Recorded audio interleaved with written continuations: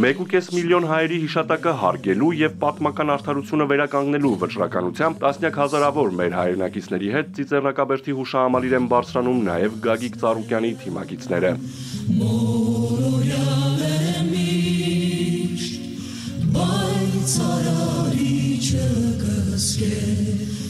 Սուրբ նահատակների հիշատակի առաջ խոնարհվելու պարտքը բոլորինս է, ու ցեղասպանությունը չի կարող ունենալ վաղեմության ժամկետ։ Համահայկական միասնության այս խորհրդանշական օրը մարդկանց ցասումն ավելի է սաստկանում ժխտողական քաղաքականության դեմ, իսկ անպատժելիությունը դառնում է նոր ոճրագործությունների և նոր հանցագործությունների պատճառ։ Անմար կրակի մոտ ծաղիկներ խոնարհելուց առաջ նախ ծաղկեպսակ Գագիկ Ծառուկյանի անունից։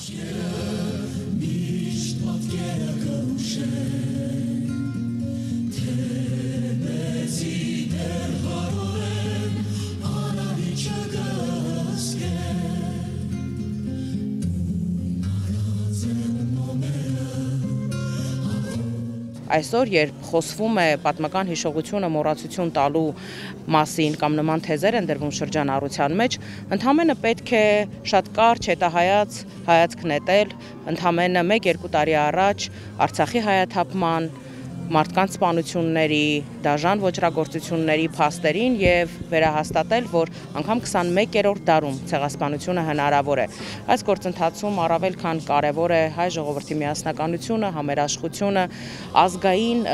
ներդաշնակության մթնոլորտի վերագտնելը, որովհետև հնարավոր չէ պայքարել արտաքին ու ներքին թշնամիների դեմ։ Միայն միասնությամբ է հնարավոր հաղթահարել մեր երկրին պատուհասած դժվարությունները, որոնք այս փուլին առկա են և ամեն օր նորանոր դրսևորումներ են ձեռք բերում և շարժվել առաջ, պահպանելով մեր պատմական հիշողությունը և մեր գենետիկ կոդը։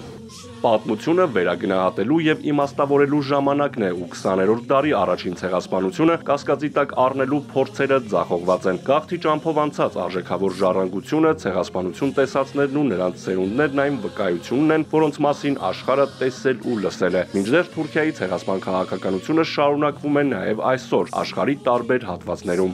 Միջազգային ճանաչումը այս ցեղասպանության ունի կարևորագույն անկյունաքարային, ինչու ոչ իմաստ Հայաստանի անվտանգության առումով, երբ որ իշխանությունը հրաժարվում է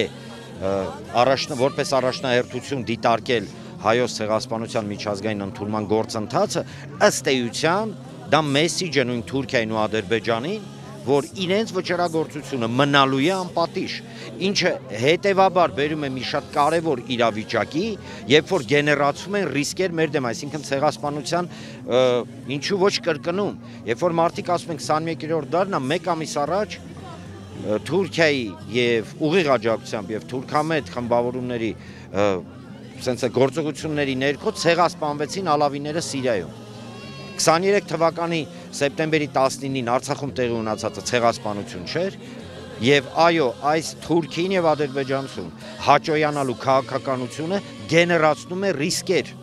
Դարերով երազած հայրենիքը կառուցելու գործում մեծ է երիտասարդների դերը։ Հայաստան-Արցախ համահայկական երիտասարդական միության անդամները նույնպես միացել են պահանջատիրության երթին, վճռականությամբ, որ վերադարձ լինելու է եւ դրա ճանապարհը պետք է անցնել մեկ բռունցք դարձած։